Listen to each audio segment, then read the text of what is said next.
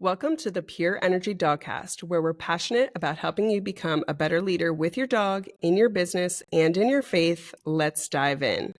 So today we are joined by someone amazing who lives in the most beautiful place in the world, I'm convinced. We're going. Yes, we're visiting this location. Please do. We are joined today by Angie with Mighty Oaks Dog Training, formerly known as Jebel Dog. Some of you might know her from that. And she is, she's in British Columbia, and she serves that area as well as Alberta. And if you guys have not seen this place, just stop what you're doing right now and Google it. Just go grab some pictures or go to her Instagram account and check it out. I was showing Travis, just to be like, hey, this is our guest. This is Angie. This is who we're talking to today. And I'm showing him videos and he's like, is that a whale? I was like, yes. Breach right out of the water, right? It's beautiful. I'm like, she lives in a movie. Wow. So you guys have to check out her Instagram account and just see what she's dealing with conditions wise over there. It's rough. It's rough. Yeah. So I don't know rough. how I do it. I don't know how you do it either. And I'm not jealous at all. I'm just purely happy for you. Thank you. So welcome, Angie. Thank you so much for being here. We're so happy to have you. Thank you for having me. Of course. And so let's talk a little bit about, Mighty Oaks and how did you get started in dog training? So I started in university. So I moved to Vancouver Island, which is the oasis you're speaking of, in 2004 after I graduated high school. And then I started a Bachelor of Science at the university there. And on the side, I had grown up with dogs and always had a thing for them, definitely. And so it felt quite natural on the side to be volunteering with different rescues. And then eventually it turned into different jobs. So I was a pack walker at one point, walking like dogs through the woods, just pet dogs. And then I started at PetSmart as a trainer. And they sent me off to train like their method. And I taught that in the PetSmart stores and realized sort of early on that wasn't as effective as I wanted it to be for most of the dogs coming through there. And so I found a mentor in Victoria. He trained me essentially a balanced method. Didn't have a name at the time, but it's basically what it was. And eventually I went to a dog training school one summer in my last year of university. And dog training just started taking over university in a big way. Like I just really was not interested, very interested in biology and ecology and all the things that I was learning at UVic, but I wasn't a great student and I was way better at dog training than I was at going to school and like studying. And I don't know if anyone is good at going to school and studying, but I did feel like very different from my peers where they were like super keen and into it and their grades were great. And I just was like, no, dog training is like my passion and it's what I feel most myself doing. So I just kept following that and it kept evolving. And I started way back in the day as Take the Lead dog training. Then that turned into Jebel Dog, balance training, and now we're Mighty Oaks Dog Training. I love it. And so I do love the newest name. I know you have gone back and forth on social media, like, we be Jebel Dogs? Should we be Mighty Oaks? I really do love Mighty Oaks. I didn't know that you was it Take the Lead? Was your first one? I didn't even know that was the thing. I came in at Jebel Dog, so that's what I knew for a while. And it did take me a while, like to catch on to the new name, but I do really like it because it is just so fitting for like your personality and for your brand. And I'm in favor of the change. But let's talk a little bit about Jebel because Jebel is special, and I just want the listeners to kind of know like who is Jebel to you. Yeah, definitely. So I used to call Jebel my forgotten middle child because he came along when I had Oakley still. And so for those who don't know, Oakley was my greatest teacher. He was my human aggressive Rottweiler that I got when I was 21 at the start of my dog training career, essentially. And he's the one who I learned all my handling skills on. He taught me how to live with an aggressive dog, how to overcome a lot of it and the stuff we couldn't overcome, how to manage it and how to live peacefully with it instead of like always nervous or like resentful toward him or, at that age too, it was quite hard to like find a place to rent where somebody was okay with having a dog of that size and that risk, and like dating and traveling and just there's so many aspects to life that he really affected. And so rather than being resentful to him and being, just letting it stop my life, I learned how to integrate him really well. And now I can teach other people how to do that too. So he was the OG, and then Jebel came along, and he was just kind of like not what I wanted, honestly. I kind of was perhaps misled a little bit about him. He's not dog social, which where I got him from, they kind of told me that he was, and so he was just like another problem dog that I had to like fix. And I was like, I just It's fixed like, oh Oakley. no, yeah. Yeah. So, and then I got Gemma to kind of like to get what I wanted out of Jebel, basically, and she is that. So that's why I named her Gemma. She's an absolute gem, and she like doesn't do anything wrong, really. So she's really cool to experience.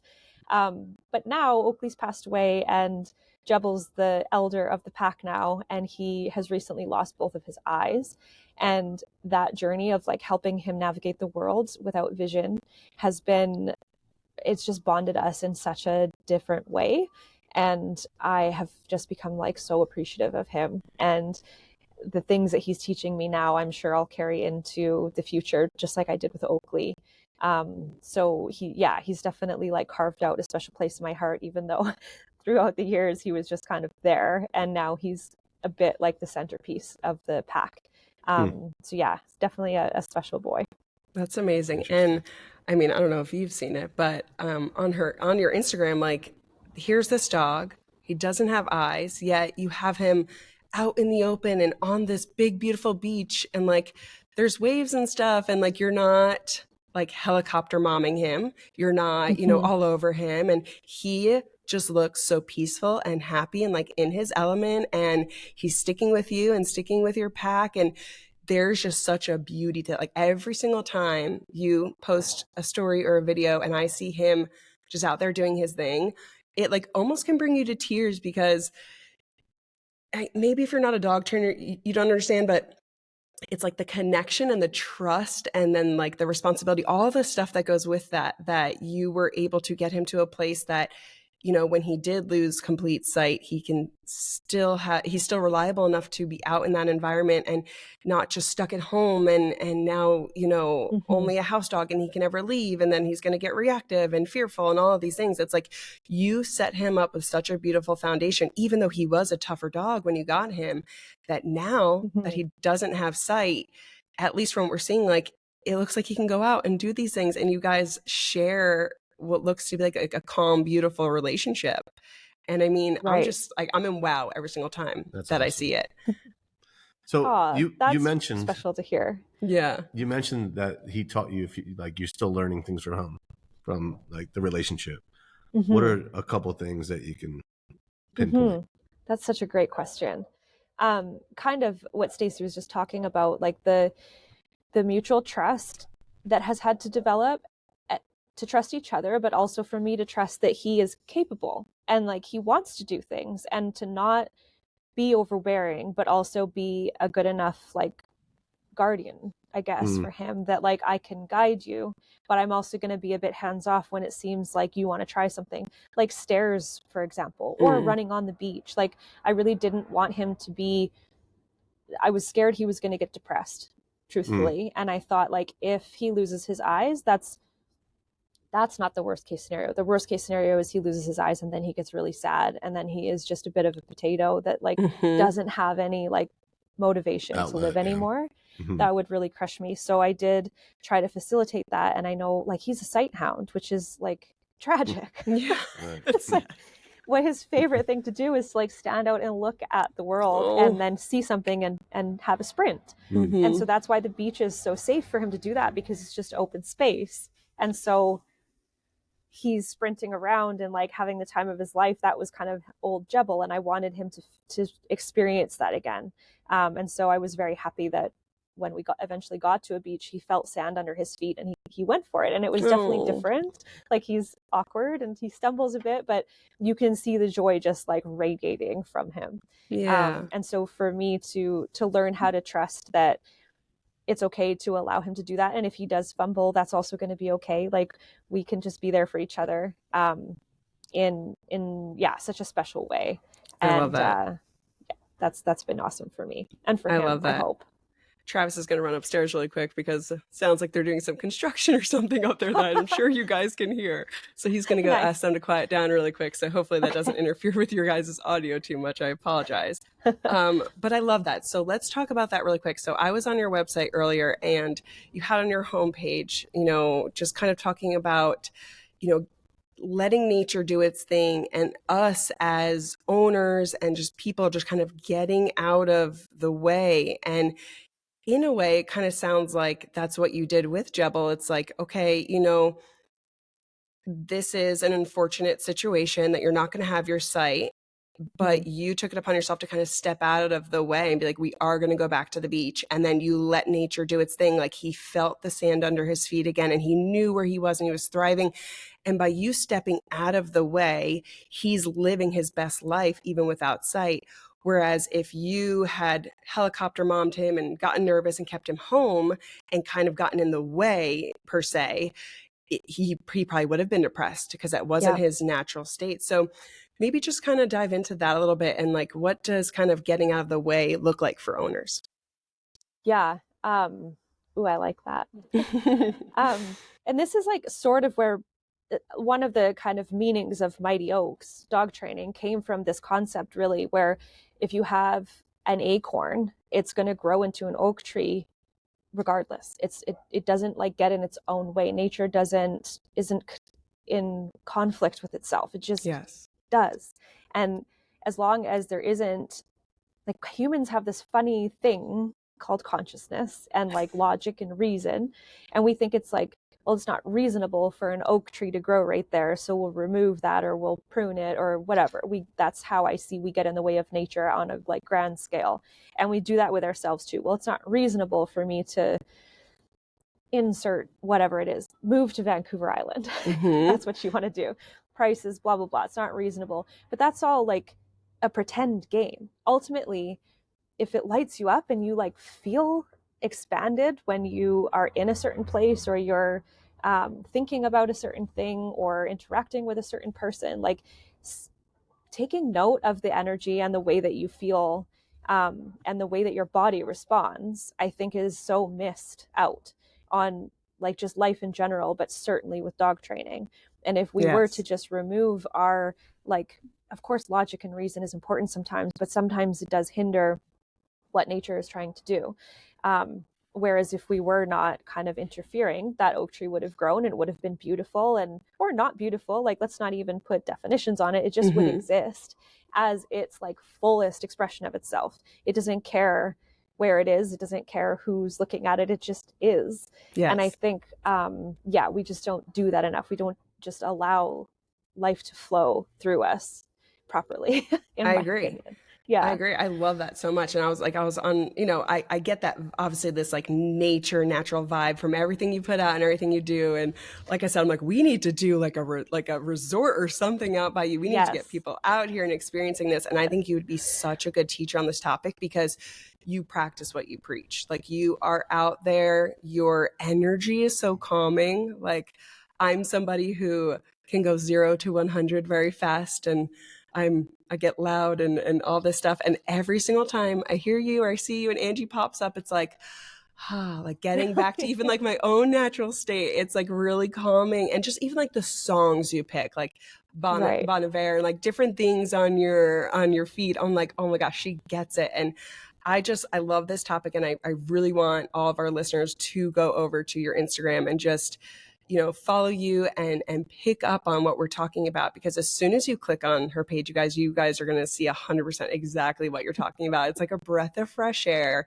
Aww. It is nature in a feed, and I think that too, in dog training, a way that we can kind of put what you're talking about into play is kind of like how when owners get a dog who maybe naturally is more introverted, isn't this social butterfly, but they want it to be. Like, they're like, I want them to go to doggy daycare and love dog parks.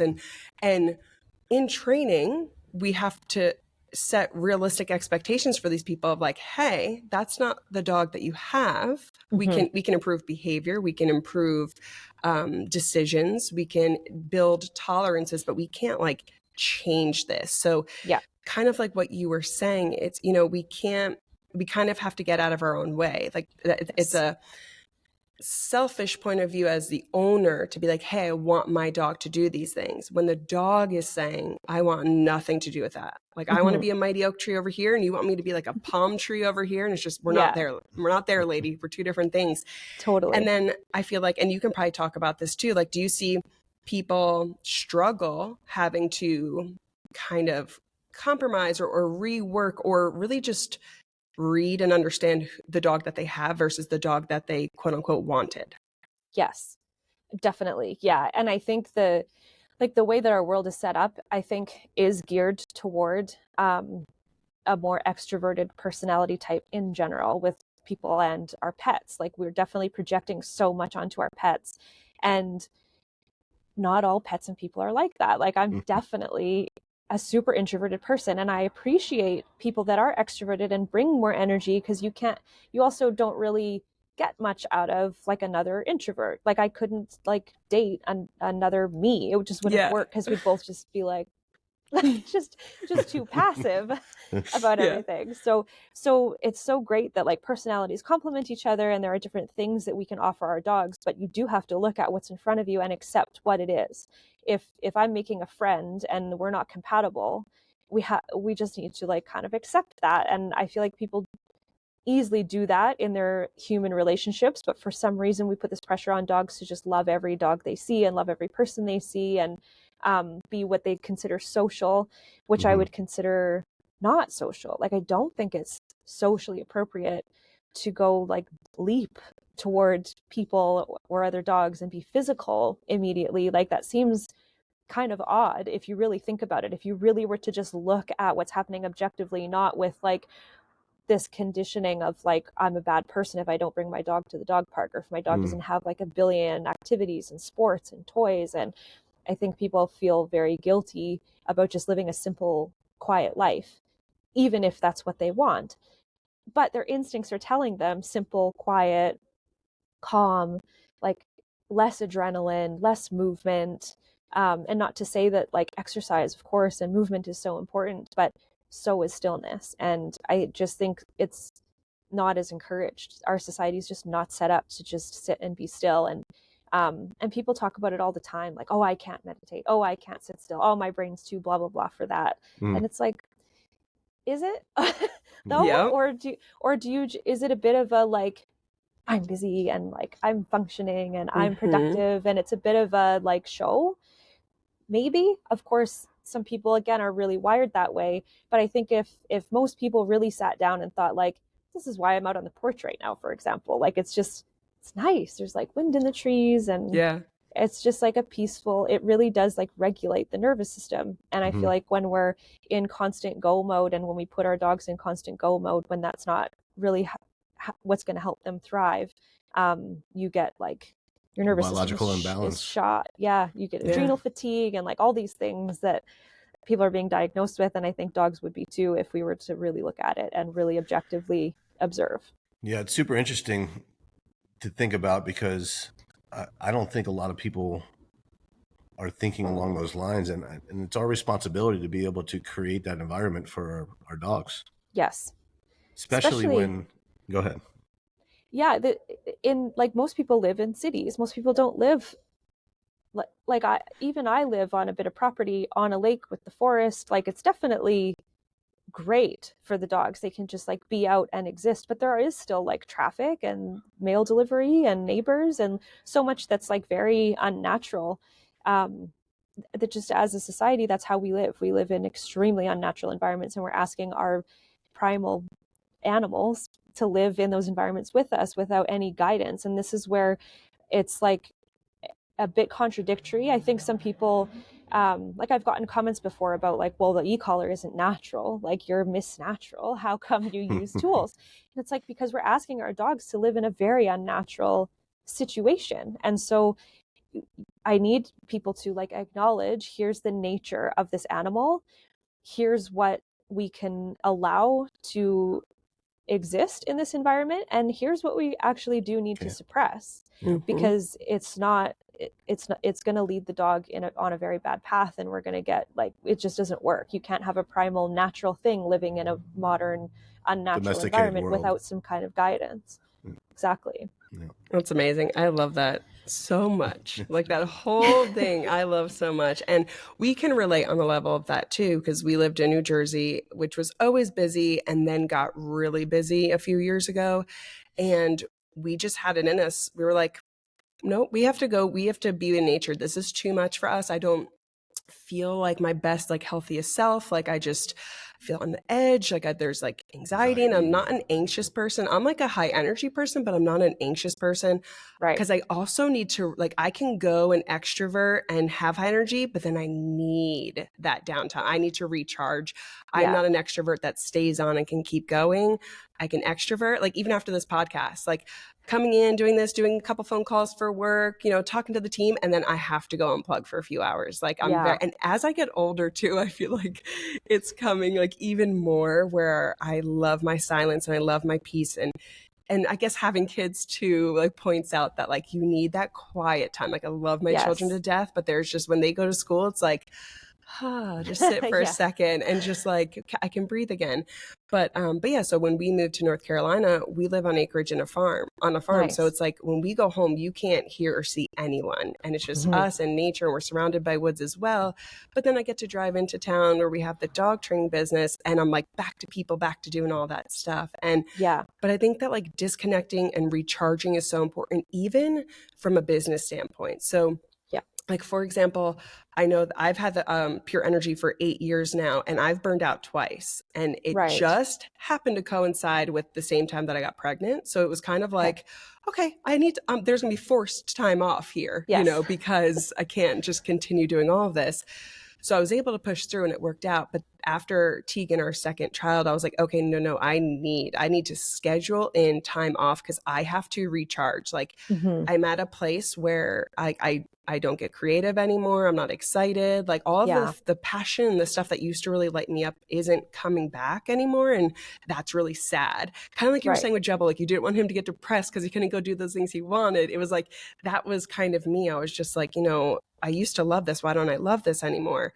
But then when I would take time off to have the babies and spend time there, it came back quick. It was just after a couple of weeks, I was like, oh, I miss it. I miss the people. Oh, I have all these ideas. Like I think every creature, every creation needs that silent time, needs that quiet, needs peace, needs balance of like, it's okay to push and to work, but then you have to reset and collect. And for us, that's usually like maybe we take a little vacation or we just schedule time off. But even our employees now, when they're doing, because we do board and trains much like you do, and after, you know, I think it's 4 weeks on, you have to take a week off. We need a full week off, and it's mandatory. Like you can't skip it. You have to take that week off, and then you can pick back up with the next month with your dogs. That's because great. I don't love want that. them burning out. You know, it's like I know what that feels like, and it's just not sustainable. No, it's impossible. No. And especially when you're working on in your business, right? Like working on your business is where all the creative side comes. When you're in the weeds, like you can't be creative and grow yourself and grow your company. Yeah, I agree. Yeah. And if I could get spiritual on you about this topic, because I love it so much. And again, I think it's like missed a lot of the time. Great.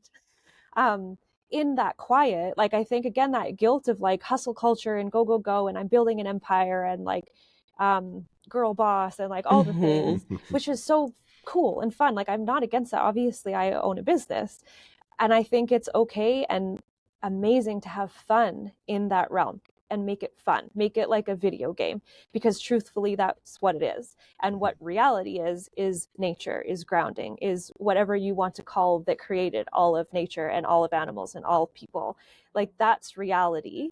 And the rest of it that we built, the roads, the cities, the businesses, the Instagram, like that's pretend, but it's fun. And so let's have fun in that game. But when it stops being fun and we take it really seriously, and part of the like winning is building something that allows you to then enjoy reality. To me, like that's kind of how I see that. And I think if you don't do that, if you don't take the time somehow, and I know it's not everybody has the means to stop working for however long to go do that, but at least like this is a great example. I'm in a city that is extremely congested, and I really don't enjoy like this setting. But even that, even though it's like busy out here, I'm kind of just like, I'm enjoying the trees, I'm enjoying the wind. And in that, in the quiet of just like enjoying whatever nature you have access to for whatever amount of time, that's when creativity comes. That's when whatever created all of this can enter the Yep. mind and heart and give you the next, like, oh, that's exciting. I want to go create Yes. that now. You don't get that if you're, like you said, if you're in the grind, in the weeds, there's no room for that. Absolutely. Like, there's two separate doors to walk through, right? You have your one door, right, where you're in your mind and you're functioning within, so to speak, reality, right? And then there's the function of, you know, for us, you know, we call it listening prayer. Like, we disconnect and we shut our brain off and we listen. And that's when we get that communication. Yes. Yeah. I love that. Yep. I think that's amazing. And just even, okay, so then like a dog owner, it's like what I feel like my favorite thing to do with my dogs is to put on their e-collars and go out into the woods and just walk around. And usually that's just in our property because we have acreage, and then it's just all like rogue woods behind us that go on and on and on. And my dogs, we have a rescue, so I'll bring the rescue dogs out, and we just walk as a pack. Like, there's 4 of them usually at a time. They're integrating, they're, by each other, and then they're away. And I see all the natural movement and the engagement, and like, it's beautiful to watch. And I'm watching them, and I'm looking up, and I'm looking at, the sun through the trees. That's one of my favorite things, like just sun coming down through the trees. Like, that is so relaxing for my soul. And every single time I'm in that environment, I'm instantly reminded that this is why I do this. This is what it's about. The reason I help people train dogs is so that they can feel this peace with their dog. And it's like, maybe some people don't like being outdoors, so maybe that's not it for them. Maybe it's just the dog being calm in the house with them, or calm on a walk down this crazy city street. Maybe that fuels them. But just being able to do whatever it is that makes you feel at peace, that fills your soul, that like regulates like your equilibrium, just gets everything back in place. That's what it's about. Like, that is why we teach you, like, do this foundation. This is place. This is sit. This is down. Like, this is all good stuff, but it's for a bigger purpose. Like, what mindset is the dog in? Like, we have to cultivate that calm state of mind so that the dog understands that they have that realm to go into. Because if they're just used to reactivity and being crazy and on, that calmness being a choice is a foreign concept to them.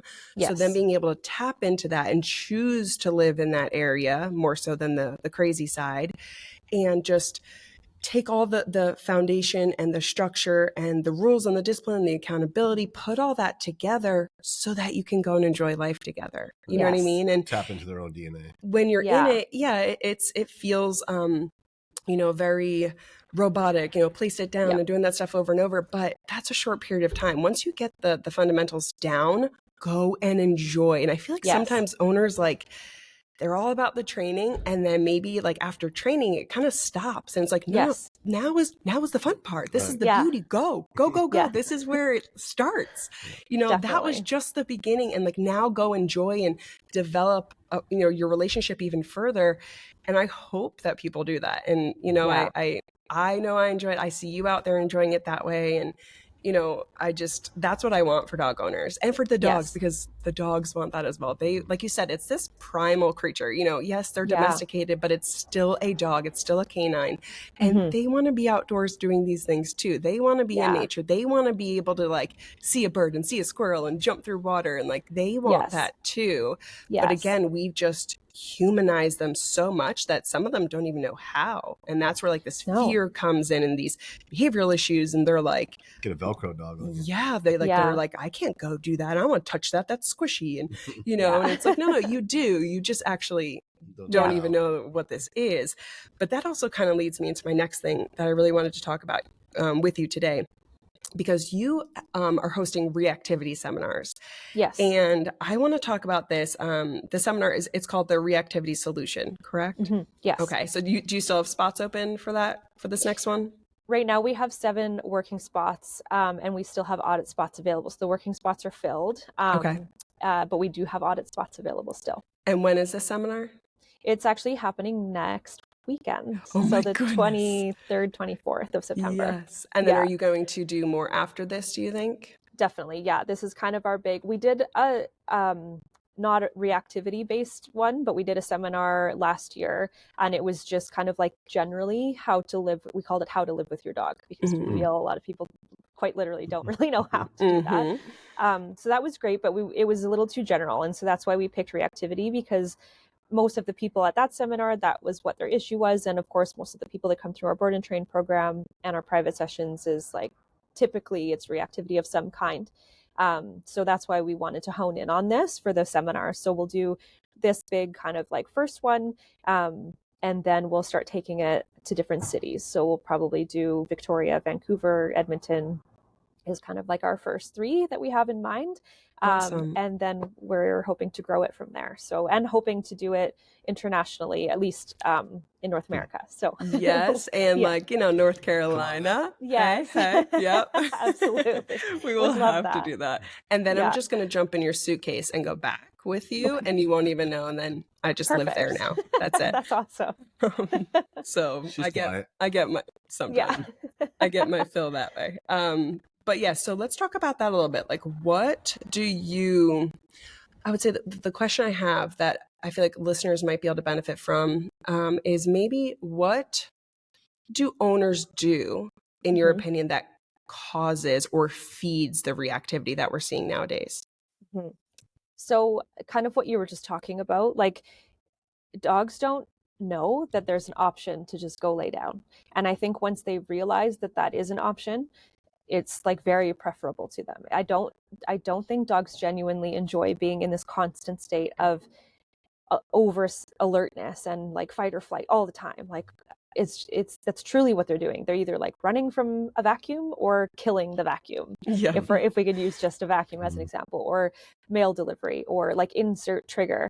And the thing is that, again, like their nervous systems are very much made for like a wilderness sort of environment. So if you think about like a wolf in a forest, and again, of course, these aren't wolves, but they do have a very similar nervous system. And to be honest, people do too. Like this is why, in my opinion, road rage exists. You don't just like snap. If you were just walking in the woods and like a jogger, I mean, hopefully you wouldn't just snap. But I think when we get in these like just very confined, like tight, it's just like too much stimulus at once, whether you're a child or an adult or a dog or a squirrel or whatever, I do think at some point you're going to lose it. And so that's what I see dogs doing. That's how they're like coping with this very overstimulating modern environment we have them in, rather than telling them like, hey, yes, there's a vacuum, there's a plastic grocery bag, there's a mail delivery person, there's a bus that did like air brakes or like whatever the thing is. You don't have to worry about any of that. Here's an option, go lay down. And so that really patterns the nervous system. Whereas in the woods, if there were an abrupt noise, if they were like laying down and suddenly there was a noise, you are going to want to run toward that or run away from that. And there's no conscious thought. It's just boom, nervous system says go or flight. Yeah. And so I think that's what's happening to dogs daily, from the time they wake up in the morning to the time they crash from like absolute burnout. Because their environment is constantly, there's like artificial lighting, there's different smells that like aren't really natural, there's different sounds, there's maybe guests in and out. Some people have home businesses, so there's clients in and out, and it just doesn't make sense to them. So and I think that is like one of the main roots of reactivity. And then also on top of that, we need, they're anxious, they need more activity. We need to go play fetch in the field. We need to go on a play date. They need to go to daycare, or they need a food puzzle, and again, I'm not against any of these things, but I think adding chaos to chaos or adding energy to energy isn't getting us to the goal. Of like, we actually want to remove some of this energy. And so I'm quite passionate about like movement without adrenaline. So like a walk, basically a walking meditation for a heel. Like you're walking as if you have a leg injury. That's how slow I want you to walk with your dog. And you pause at the door for a moment, and it's not a trick. It's not stay, wait. Because we don't want this capture tension, the energy, and then boot, and then burst. I say we're open. Building anticipation. Not at all. So like movement without adrenaline is key to me. So we don't need to be chasing or fetching or running, or if we are running, we're at like a pace and we're just, it's just, there's not all this, just too much stimulus, I think, is where a lot of our activity comes from in people and dogs. Yes, I agree 100%. And I feel like that is such a foreign concept. Like whenever I bring up like any of those things that you just said to a client, it's kind of like, what? Like, no, like they're anxious. Like we go to doggy daycare, we run, we do all this stuff. And it's like, no, opposite. More place duration, go for that walk them around your house. If they're anxious and they're panting and barking and going crazy and even putting them on place and having them be still that way, they're not ready for it, they can't handle it, put them on leash and just walk around your entire home. Like if it's pouring rain or if it's snowing. And that's where like I tell people too, like coming to me with excuses, like I'm going to have something for you. We started a dog training company in an 800 square foot condo apartment thing. Nice. Like, trust me, there are workarounds. It was in New Jersey, which for you is not cold, but for us people in North Carolina, that's cold. Right. And, it's like, oh, it's raining. It's, I promise you, I will have a solution. And I think the simplicity of the solution trips people up. Yes. And almost 100%. like they don't believe it or they don't quite understand it. They're like, well, why would that work when there's, like you said, puzzles and daycare and this and that? It's like, a dog, if it's born in the wild, is never going to find a puzzle. It's never going to have to go to a daycare. It doesn't need those things. What can it do? It can move itself. Like you said, if it's uncomfortable, it hears a sound, fight or flight kicks in, or it can get that feeling of like, something's not right. And I'm just going to slowly get up and just start moving. I'm going to do something about it. But then they kind of move. They realize that, okay, there's no immediate threat. And what do? They lay back down. They sleep. And like keep in mind this fight or flight bit, it's important for sure. Like we have the parasympathetic and sympathetic nervous systems. And this is where, like I'm a biology nerd, and it I feel like the two come together so perfectly. Like obviously so tight. Yep. Yeah. And I don't want to confuse people with, that's why I just say people know what fight or flight is. And that's only supposed to happen like a fraction of a day, if even in a day, like maybe a couple times a week, you're as an animal in a state of like true fight or flight. And the rest of the time you're resting, or you run after an animal, you kill it, eat it, and then you rest for like a really long time, like maybe a couple days. Yeah. And people, I don't know why, it's just, maybe it's not talked about enough, or maybe, I do think it's starting to get out there more, but even on my end, like after talking to you, I'm like, all my wheels are going. I'm like, I need to talk about this more. Cause we do talk about it with our clients, especially with the anxious dogs and the reactive dogs. But I'm like, even with somebody with a puppy, like you need to learn this stuff. Like, why is my puppy going crazy and biting me? Because it's overstimulated. It needs you to leave it alone, and it needs to take a nap, and it needs to go lay down. And they think the opposite. It's like more toys, more puzzles, more this. And it's like counterproductive. And it's so unfortunate, because I think people truly, they just feel guilty and they just want to be doing the right thing. And I think you're right. They don't believe it initially to hear that the right thing is actually to do less.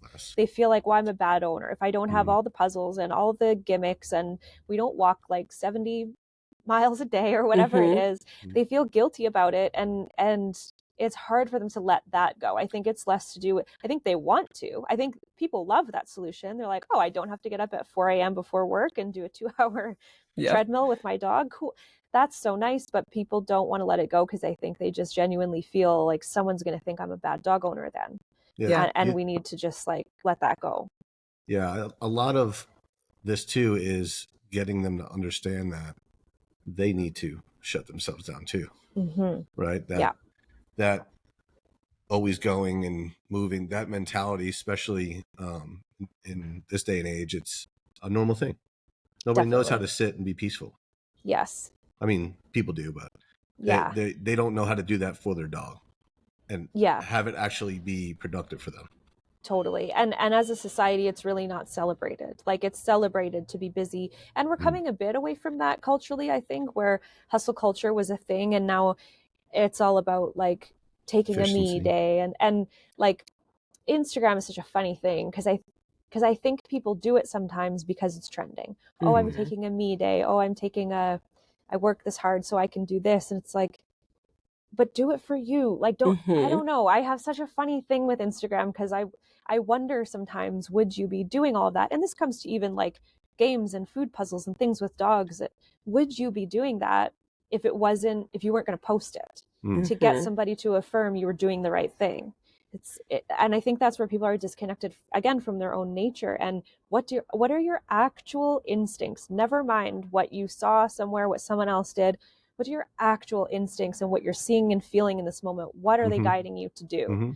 And I don't know that a lot of people would even know how to tap into that, unfortunately. Yeah. And that's where I think as trainers, you guys have the opportunity to be able to speak to that a little bit, and show them how that affects their dog when they do that. Right. Because it's a direct mirror. And Definitely. you see the peace over both of them. Right. Yes. And I feel like you can be busy, you can hustle, but you can also do it in a different state of mind. Yeah, exactly. Movement without adrenaline. You're in motion, you're creating, you're moving forward, but you don't have to be anxious. Yeah, for sure. Absolutely. I agree 100%. And even, think of my dogs. Like, for example, just hearing what you guys are saying, it's like my dogs stay home. Sometimes I bring them into work with me, but if I'm on calls or if we have podcasts, things like that, like we will leave them home. And so they may be in their crates for 8 to 9 hours, but they're sleeping. And they're completely content. Like there's a little camera down there. They are perfectly fine with taking that nice long snooze. I would be too. Like tell me to go into my room for 9 hours. I'm fine. But then like when I come home and again, everybody's out. And since we've done all the mundane, place it down, the reps, the off-leash heel teaching, the on-leash heel, all the principles and applied them all, we all go out off leash as a pack. That's where they sniff, they explore, they get that little bit of time every day outdoors where they're just dogs. But again, it's peaceful. Like I'm not talking to them. I'm not like telling them to do tricks and sit down and roll over. And it's like, I don't create all this energy. I go out and like, I watch them and they're zipping and zooming and they're doing all their thing, but it's peaceful to me. It's not in this chaotic way because it's also very respectful. They're so respectful of each other's space. It's not like I'm having to like jump in and like micromanage and create more tension. It's just, and then as I see them doing it, I breathe. It slows me down at the end of the day. It's their little thing and we'll be out there for a bit. And then probably after about 20 minutes, they all just end up walking back over to me and sitting or laying down because now they're like, okay, that was good. I stretched, I ran, I sniffed, I pottied, I ate that little bit of grass, I drank that little bit of creek water, and I'm ready to go back in. And I'm like, perfect, let's go back in. I got to feed the kids and put them down to bed. So then we go back in. And, so when you think about it, it's low activity, but in the right way. Like it's meaningful and it's good and it's important. And we break that up. Like we do hike with our dogs. And so then they'll have days where they go on an hour or two of a long walk, both on and off leash to make sure we're practicing both skills, right? There's days where they will come into work with me. So they'll see a lot more people and they'll be around more things, or we'll go for a downtown walk to make sure that they can handle city life still. But that's not every day, and I think that balance of the two of rest and relax and sleep and practice calm, but then also come on these adventures per se, even though there's a calmness, like you were saying, like a peace to it. It's not stressful, it's fun, it's peaceful, it's calming, even though it's activity and it's movement. It's refueling for me, it's refueling for them. And by no means are we saying like, oh, just don't do anything with your dog, leave them home and just leave, because then when they don't know what to do with themselves, you're actually creating a lot of issues there too. What we're saying is it's the cohesiveness of living together, applying the rules, applying that clear communication, applying the accountability that you're teaching in the beginning. And then once it's set, you maintain it, but it's a lot less work. You're not having to like live with this dog that you're kind of at odds with and in turmoil with, and you're mad because they're barking, because then you just live a stressful life. It's like the dog is in your house. You can either live with them in turmoil or you can live with them in peace. And it really, you pick and choose that. Yes, for sure. So. I couldn't agree more. And it's like so much of the messaging out there is just let dogs be dogs. And I think they're very similar psychologically and just like in terms of emotional intelligence and cognitive ability. A dog and like a human toddler are similar in that way. And so let's just imagine we let a toddler be a toddler in the city. No. Like absolutely not. They not only no, but they want your guidance. Even if they tantrum and they you're saying no, you can't have like another candy or whatever the boundary is. You can't just run across the road, whatever the boundary is, because the park is right there. And all they know is, I see the park, I'm going. Impulse, go. Impulse, act. That's a toddler and that's a dog. And when you are in the woods, that kind of works. When you're in the city, they really want the guidance and they really deserve it. It's so unfair to just let them go and potentially hurt themselves or somebody else or get yelled at or whatever. So yeah, I think exactly that, setting that foundation and setting that like container or like the boundaries within which they can be dogs or be kids and be safe, and they're going to feel so much more comfortable and so much more trusting of the world in general, which just builds a better like character in general, I think. 100%. And she nailed it. Like when she said, like you're saying, you know, there will be temper tantrums, there will be moments of pushback, there will be testing of boundaries, but that is normal, and we do that all the time. Like that is how we learn societal you know, rules and boundaries and what is appropriate and what is not. People push the boundaries, and sometimes you can learn from others. You might have a dog that like is pushing in your pack and the other dog watches and they're like, nope, definitely not trying that, like mom just got on him for that. And we do that too. We watch people, like somebody does something on social media and you're like, oh, that was bad, like don't do that, they're gonna get crucified for that one. But I mean, it's important, and I think when an owner just wants to be the dog's best friend, that's not serving them. Just like when a parent wants to be the kid's best friend only, like being a friend is important in the sense of like, there's trust and I can talk to you and I can come to you, like that relational aspect has to be there. But then also it has to be the accountability and the teaching, because it's our job. When you have a child or when you obtain a dog, it is your job to teach them right for wrong, so that they can learn and that they can thrive in, like you said, in the environment that's not a natural environment for them. Totally. It goes back to what you were saying, Angie, in the beginning, like understanding the personality of the dog, right? Yes, all those things are our responsibility, but it's also our responsibility to understand who the dog is, right, naturally, so that we can actually implement those tools the right way.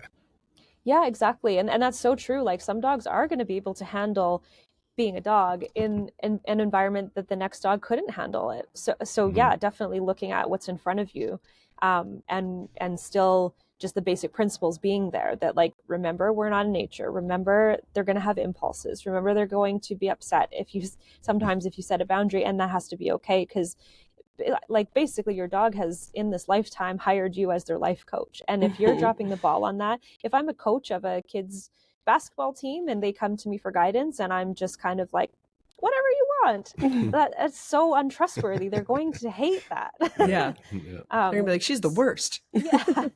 And so I think that comes to another kind of root of the reactivity, is the perception of the owner is like so key. There's so many times that either between family members or the trainer versus the owner, the dog behaves in a completely different way. And again, very similar to toddlers, where they're like, well, like dad lets me get away with this, or grandma will let me have this, even if mom said no, or whatever. They are clever and they will figure out patterns and they will know who's going to put up with what. And so if your dog's perception of you is that they look a little uncomfortable or they put up a bit of a protest and you just cave, you can expect what you can expect. Light bulb. They're like, oh, there it is. That works. Yeah, exactly. Yeah. And 100%. You see that within a pack. Like there are some dogs in the pack that, like Jebel, is definitely a boss. Like he's the one that's going to set the tone. So I brought in a new dog recently to the pack. And even though Jebel can't see him, he definitely can sense that like this is a puppy. He can't see him bounding around, but he can hear the like bit of chaos. And the puppy he kind of can tell that Jebel can't see him entirely, which is very interesting. But he knows to give Jebel space, because there's been a couple times where he's walked by and Jebel's done a full like, and of course I'm watching. I'm not just letting this happen, but he'll do that, and then Forrest will like give him a wide bay, and then he'll come around and investigate kind of the other side and see like, will that work? And it's still no. And so, what kind of pressure can I give you? And with Gemma, it's like a free for all. Like he can jump on her, and he knows that. Like he knows very well within a few seconds which dog I can push boundaries with and which dog I can't. A few seconds of being let loose together. And if you don't think your dog is sizing you up the same way, you're wrong. Like they are. Yes. And that's where a lot of the reactivity, like the question I ask a lot of clients is, why do you think that your dog thinks that they can like fence fight as you're walking past a dog in a yard? Why do they even think they can do that? Right. And then when I take the leash, or your husband takes the leash, or whoever, they don't even really try, or you can see they tense up, but then they look at whoever's walking them. Like that's a perception issue. That's not even an internal personality or genetic thing. That's very much a like leadership issue. I know I can't do this with you. Absolutely. And that's amazing how just even that piece there, breaking it down like to dog, world versus our world, and just how similar it is, and how, a couple growls, maybe a little warning snap from one dog, and they're like, okay, nope, don't mess with that dog. But then this dog over here is like free for all. And you see how instantly, like within seconds, the dog will start acting accordingly. And people are always amazed. Like if I was to take the leash, give a little pop. Nope. We don't do that. Absolutely not. Yeah. We do not react. We are not lunging at that sweet little poodle over there with the bow. You're not going to do that. And then they look up at me and they're like, oh, okay, sorry. And then what do you want me to do instead? I give you information. And then there's a reward for that information very quickly. They're like, we have been working on reactivity for 4 years. How did you just get that to happen? And I'm like, it's communication. They did a thing. I said, no, you don't do that thing. You do this thing instead. I will reward you for that. They want to get the reward, not the correction. Therefore, behavior changes. Then the consistency comes in, right? And then that's the important piece, because people think like, okay, maybe that fixed it once. But even like with Jebel, like you were saying, the puppy, he got that correction, but then he went around the other way. Like, what about this? And Jebel's like, still heck no. And he's like, oh, okay, just check it. And there's still going to be a time. I mean, like, Jebel's going to be super consistent, but the puppy is still going to be like, well, how about today? Today's a new day. Today's my day. He's going to be my friend today. And Jebel's going to say no. And he's like, all right, I got it. And he's going to move back on to the other dog. And as long as Jebel's consistent, then they're going to have a perfectly fine relationship that has space and boundaries. But same thing with us. If we are consistent, we will have a dog that the behavior is so drastically different. But if we're not consistent, then we're going through those ups and downs of like, well, why this and why that? And it's not just the walk. It goes back to what we're saying. It's that holistic approach. It's okay. How you walk with a dog is part of the walk conversation. How do you live in the house with the dog? Because they're still sizing you up. They're still reading you. You're still believable or not in the comfort of your own home based on, do you allow them to jump on you? Do you allow this? Do you allow them to bark out the window? Do you allow, do you tell them to go and be calm? Are they practicing that? Or is it just a free for all? Because if it's just an amusement park for them all day, of course, when they go outside, they're still going to be like, well, maybe it's that out here. It's in the little things. Yeah, it would make sense for a dog to like whatever are the expectations inside. It's going to just be more of the same outside, except you're adding more stimulus, and so you're going to have a harder time if you haven't set a certain foundation inside. And I see this so often. People are like, well, it doesn't really matter if the dog's in the yard where it's safe. They think, okay, it doesn't really matter if they don't comply on the first command because it's safe, and there's nothing that's going to like come by and endanger them if they don't recall across the yard the first time I said it. But it does matter, because your dog, it's like a tick in their mind that like, okay, so recall doesn't really mean anything. Your dog doesn't know that it's different because it's in the yard as opposed to in a park where there's no fence or a car is coming or whatever. And so to train with the urgency as if you need to recall your dog now because a car is about to hit them, or something, like create some sort of urgency in your mind. And again, I don't want people to feel like anxious training their dogs, but definitely it matters. Like there's no like emergency recall and then regular recall. It's all an emergency. Like it's all urgent.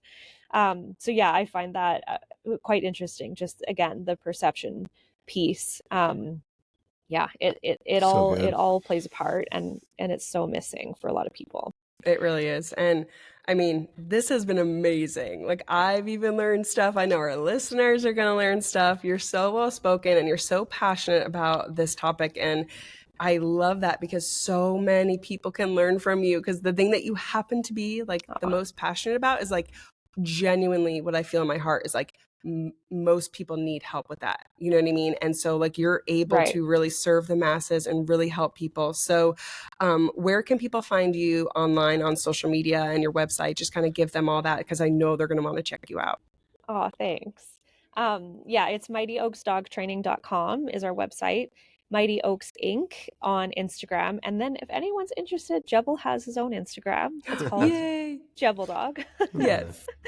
Yeah, that's where you can find us. Perfect. And then how do they sign up for your seminars that you do have? Is it just through your website?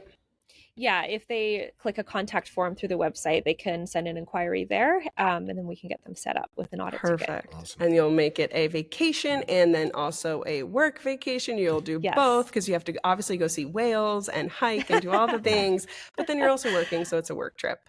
Totally. And that's amazing. Thank you so much. I want to close with just a really quick fun game that we do at the end. It's called This or That, and these are totally random. It's like nothing to do with anything. It's just fun. It helps the owners or the listeners kind of get to know you a little bit.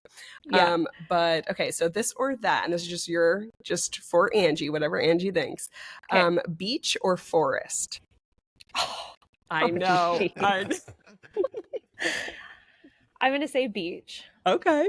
Yeah. That's a good one. And then morning person or night owl? Absolutely night owl. Really? Oh, yes. I did not. Really? I got that one wrong. Yeah. I thought you were going to be a morning person. Do you know what's so funny? I take that as a compliment because I have been ashamed of it for so long. No. Because just as a teenager and a young adult, better knock that off. I don't know. Early bird gets the worm. And it's but I'm not an early, I don't function well. And coming into entrepreneurship, so much of the messaging was 5 a.m. club. You need to get up early and get a head start on the day. And I'm like, I can't do it. I really have tried. Yeah. No. And so I do it at the end of the day. That's totally. I'll get up.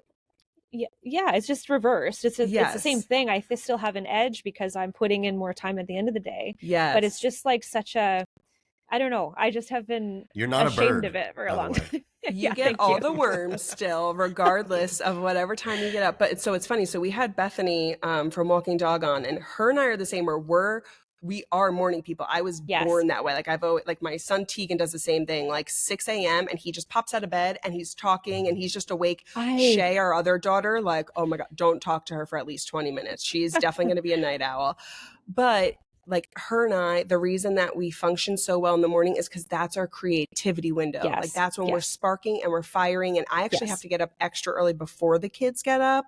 Yeah. Because I can't do both and I need that quiet time. But I also have to be in bed by 8:30 to be asleep by 9. I am an old grandma. That's amazing. I buy cardigans and he's like, that is so you. I'm like, I know, I love this. Yeah. Because I'm just this old woman at heart. But I love that you get to stay up late because that's when where I'm creative in the morning, you're creative at night. And it's the same benefit. Do you know what someone told it to me this way once, and it's that when the bulk of the human species is up working between the sort of normal hours, 7 a.m. to 8 p.m., let's say, and then there's this open bandwidth. There's this thing you can tap into where it's kind of like a Wi-Fi connection. If too many devices are on it, you're going to get not a great connection. Yep. Whereas, everybody goes to bed. And so the bandwidth is just open and you get all these ideas and early morning and late night, I think is I don't know, maybe it's complete BS. I'm not sure, but it sounded cool to me. In a way, what you're saying is I feel when I do get up super, super early, I feel this, I'm the only one here. Nobody, everybody's sleeping. And it's almost this clearness and calm and peace of there's space here, I feel I'm nobody's in the room yet. So it's the world feels bigger at that, those times. Question 2, what time, a night owl. So when you're up late, what hours does that look like? Because I'm interested to see if it's close to when I'm waking up. Well, the funny thing is that Bethany and I used to sometimes chat in the mornings, and it would be because I'd just be going to bed and she'd just be waking up. So what time? But also the time difference made a difference as well. Gotcha. But so it depending on what I've gotten into that night, what amount of creative flow accessed me. Typically, a normal night, I'd go to bed around 2 a.m. Okay. but if I really got onto something, the sun would be coming up like 5, 6 in the summers. Yeah. We can chit chat. I'm up at 3:33 every morning to get up and to get my creative time in and to do my thing. So I'm just going to start messaging you on Instagram and see if you're awake. Like, hey, what are you doing? What do you want to collab on? I love that. So that's amazing. And then just a couple more random ones: podcast or book. Geez, these are very hard. Maybe podcast, just because I drive a lot. Audiobooks too. I drive so much, and I love. I'd really like a good podcast or an audiobook. I agree. And then coffee or tea? Coffee, 100%. Okay. I've actually I had you as a tea person too. Really? I guess it goes with like a sort of nature person. No. It's funny. Coffee's from nature. It is. It's beans. Yeah. Someone once said to me that one of my good friends, Victoria, says that my birthstone is a coffee bean. That's like, I could just live on it. I love that. That's so cute. And maybe too, because you are so calm, I'm like, she doesn't drink coffee. There's no way. She's calm. It's very weird. I don't feel like caffeine affects me. And someone might say, well, that's probably why you're a night owl. But I can go without and not feel any like withdrawal. Like I've done like retreats and stuff where it just wasn't available for like a week and I feel nothing. And if I could drink it and fall asleep instantly. So it's very weird. I don't even know why I like it. I too can drink coffee and then go right to bed, which is weird. So it probably doesn't do much for me either. I think it does because I'm like, oh, I need that. But I think that's just my conditioning. It's an experience. Like this thing, like this whole experience. Yes, so holding nice. the cup. Yes, like sometimes like a good to-go cup is fun too. Like if I'm out and about because it has a feeling, but the mug, like the warm mug in my hand and like the cozy blanket. Oh, like all kinds of mugs. I'm all for it. Oh yeah, we have too many. We gotta clean out our mug cabinet. It's like it's dangerous to open because something's gonna fall out. So funny. I'm like sort of, I wouldn't say like a minimalist, like proper, but I have like one frying pan and one pot and like I'm a very single. But my mugs, it's a problem, definitely. You need them. They're a whole feeling. That's how you feel. And then my last this or that question is pack of dogs or single dog? What kind of girl are you? All the way. Pack of dogs. Because of what you said earlier, like watching them interact, they're like an aspect of nature that is so like enjoyable to just like step back and observe. And then it is pretty cool to be able to life coach them when they need it. If they're having an issue within the pack, I like to be the one to be like, hey guys, here's something else you can do, and then back away again. So yeah, a pack is cool. And then you can get to know them one-on-one.